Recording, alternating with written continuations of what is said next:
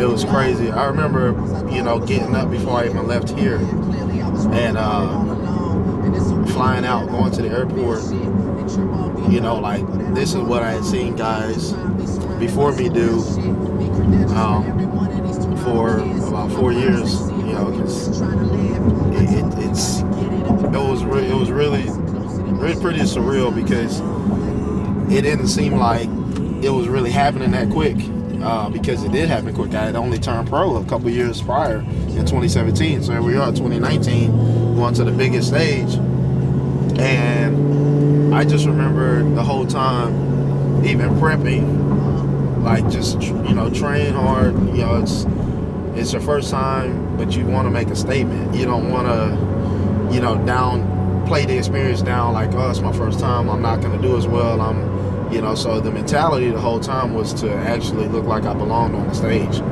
So I accomplished that. And I remember getting on the plane, getting up that morning, like, and telling myself, like, man, here we go. Like, this is what you have trained for, realistically, for almost 18 years. But you just didn't know it. That's what I was telling myself. I thought it was funny because when I first picked up a weight, I never had the intention of competing or being a bodybuilder. I got into this because I loved it, not because I wanted to be a bodybuilder. And that's the difference between me and a lot of people. Some people start working out because they have ulterior motives or other goals other than just being in good shape. Well, that was really my whole motive from the jump, was work out because I wanted to gain some muscle. That was it, not to go get on stage. So it just so happened that all that training had paid off and turned into what it is now. So I get in there to Vegas, knowing that it was going to be, 15, 16 of the best guys on the planet was pretty incredible. Because just to get there, I mean, a lot of guys in my profession won't ever even make it there to the Olympia stage. So just to be there was pretty crazy. And we started the whole process. We got there, trained some, did a little bit of cardio, started doing check-ins with my coach. Went in to a newer gym, a facility down there, and it was cool because people that obviously I don't know had recognized me from, the internet, Instagram, or any preview videos of the athletes and stuff like that were doing the show. So everyone showed a lot of love. It was cool. Went to athlete check-ins, saw all the guys for the first time, and that was pretty cool experience because it's like, all right, when here you are at the top, it doesn't get any higher than the Olympia for us. A lot of you know that. So left out of athlete check-ins, got my jacket, which was cool because if you're a pro, the trophies are cool, but then it becomes more about the jackets. Like, I want to get an Olympia jacket, or so you collect those jackets, and it's just like a varsity jacket. If you're in high school, you play sports. Once you make the varsity team, they give you the jacket, and it's just prestige. So it's just at another level. So that was cool. Got that. Went into the venue, saw how big it was, and it was like, man, this is crazy. It's a huge stadium at the Orleans Arena. So the stage didn't look as big from the crowd or from where I was standing as it actually was on the stage. So if I could tell myself a couple things, I would have been like, well, it's going to be bigger than what you expect. So be ready.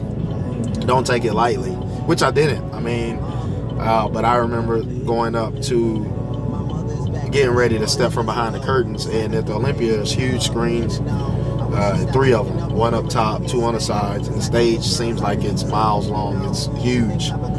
And I remember stepping from behind the corners and the curtains, and the minute you step out, the lights hit you, and it's like, it's game time. And it's just a different feeling once you see all those people out there. It's like a big cereal bowl, and you're just like a little fly that's sitting down, and all the attention's on you, all the lights are on you. The music's playing. It's just a ton of energy. You can feel the energy in the place. So it was amazing. And I mean, it went quick. It was almost like the individual routine, because on individuals you're out there by yourself, And that's when the judges get a chance to first look at you, the crowd get a chance to first look at you. So once that was over, it was like, man, that was fast. We do comparisons and then that's it. And, you know, I was like, wow, it went quicker than I thought. But I was aware of the experience, so I had a real good time. And like I said, I would have told myself back then, just enjoy it, because now it kind of sucks that it's over, because your first time is always going to be the most amazing.